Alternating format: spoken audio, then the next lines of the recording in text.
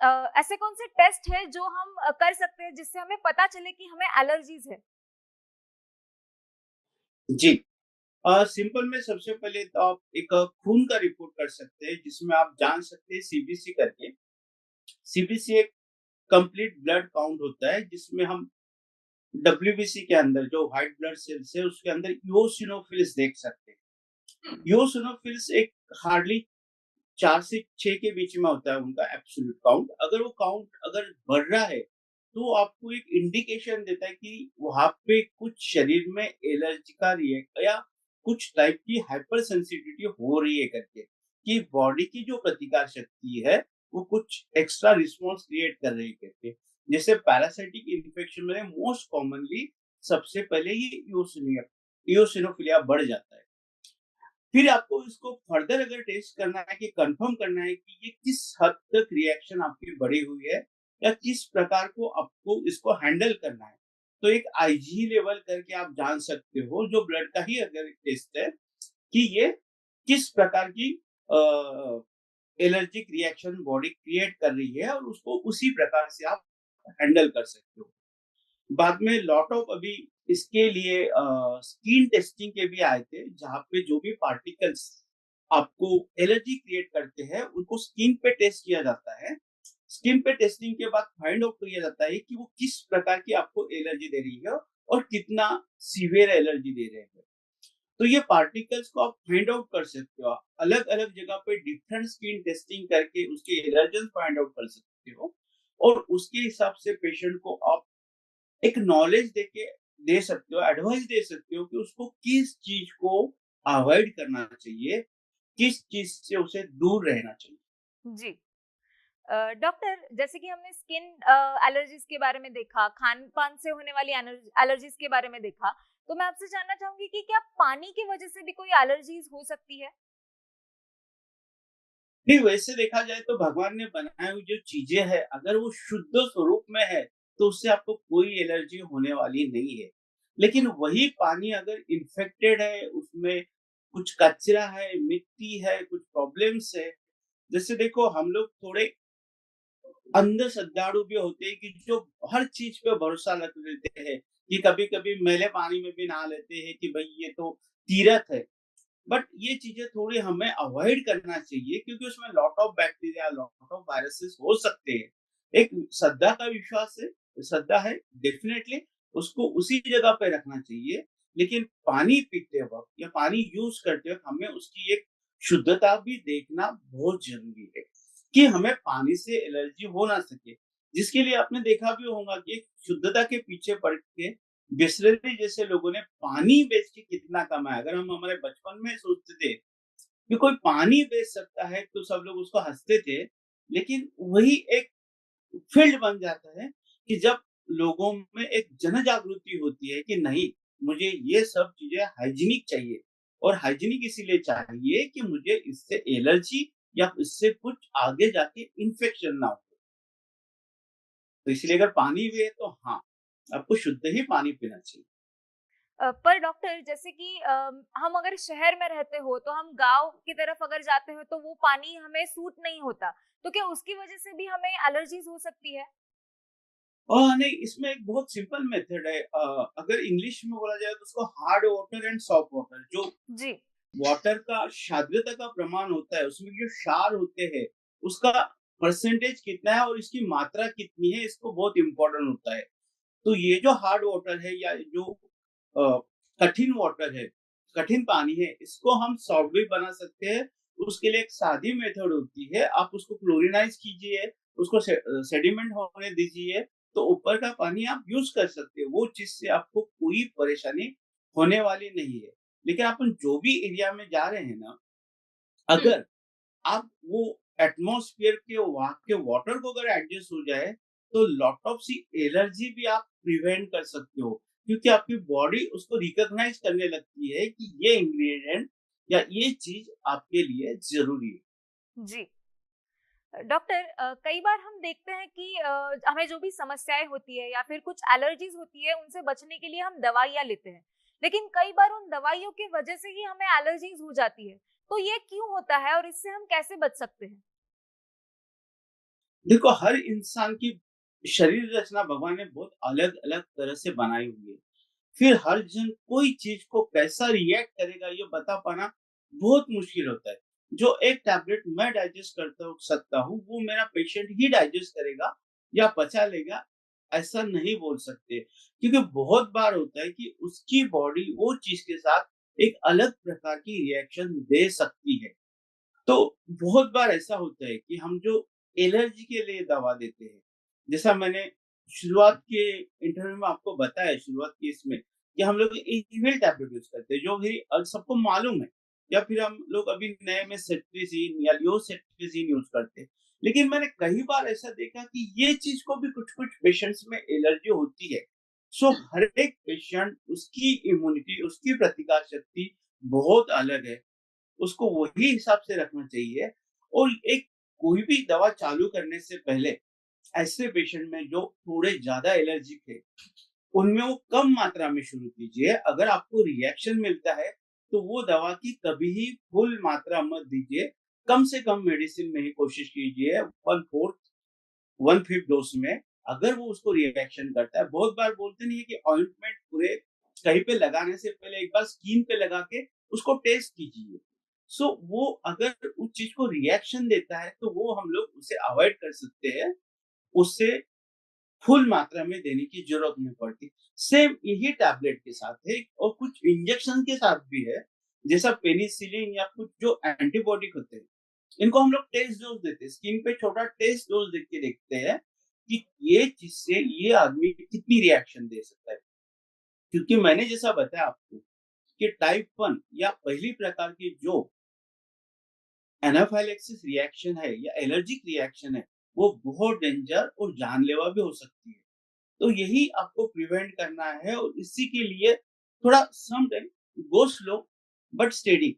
आप धीरे से थोड़ा डोज़ बढ़ाते जाइए, जहाँ पेशेंट आपका एडजस्ट हो सकता है।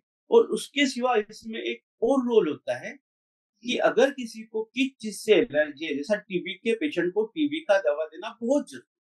जी। बट इसके लिए वो एक हाइपर सेंसिटिव रिएक्शन दे सकते हैं और लीवर को डैमेज कर सकते हैं।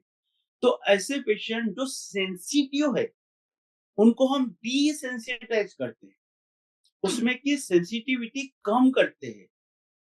तो उसको भी वो भी दवा को एक स्टेरॉइड के लो डोज के साथ दे के उनको डिसेंसिटाइज करके हम वो दवा का कोर्स पूरा कर सकते हैं। सो ये डिफरेंट डिफरेंट प्रकार है कि अगर वो चीज़ से उसको एलर्जी भी है, तो वो चीज़ को आप कैसे सँभाल लेंगे या कैसे टैकल करेंगे?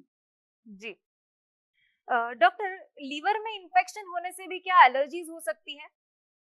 जनरली लीवर में काफ़ी रेयर है ये होना है, लेकिन कुछ प्रकार के पैरासाइट्स जैसे हम लोग अमीबोसिस बोलते हैं, जैसा अनकुक्ड फूड है, जो फूड को अच्छी तरह से पकाया गया नहीं, जिसमें चिकन, मटन ये चीज़ें, नॉन-वेज चीज़ें थोड़ा ज़्यादा आती है, मांसाहारी चीज़ें थोड़ी ज़्यादा आती है, जो प्रॉपर्ली बहुत बार हम लोगों से भी अच्छी तरह से कुक नहीं हो सकती है या पक नहीं सकती है। तो ऐसे वक़्त उसमें के जो वर्म्स होते हैं, वो वैसे ही रहते हैं। वैसे ही रहने की वजह से वो इंटेस्टाइन में अनडाइजेस्ट होने की वजह से वहाँ से वो लीवर तक आसानी से माइग्रेट हो जाते हैं, या उनके एग्स अंडी लीवर तक जाके माइग्रेट हो सकती है, और आपको लीवर अमीबोसिस या लीवर का अमीबिक अब्सेस ये हो सकता है।